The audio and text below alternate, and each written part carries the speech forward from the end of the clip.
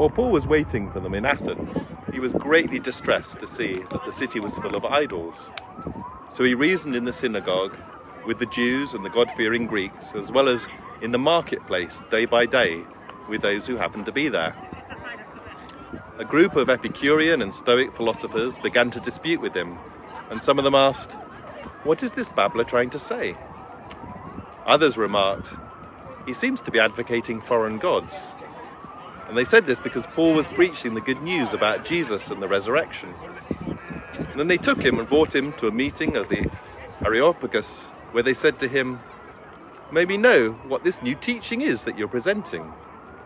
You're bringing some strange ideas to our ears, and we want to know what they mean." All the Athenians and the foreigners who lived there spent their time doing nothing but talking about and listening to the latest ideas.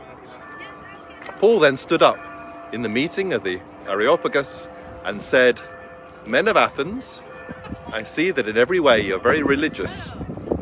For as I walked around and looked carefully at your objects of worship, I even found an altar with this inscription, 'To an unknown God.' Now what you worship as something unknown, I am going to proclaim to you.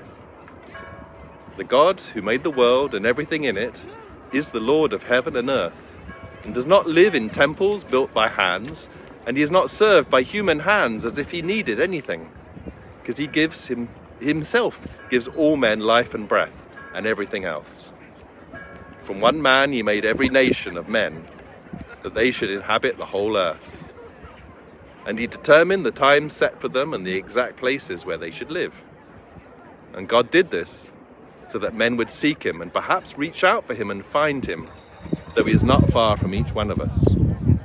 For in him we live and move and have our being, as some of your own poets have said, we are his offspring.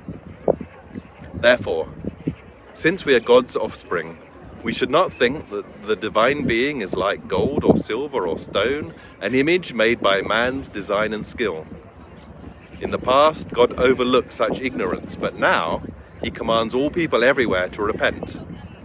For he has set a day when he will judge the world with justice by the man he has appointed. He has given proof of this to all men by raising him from the dead.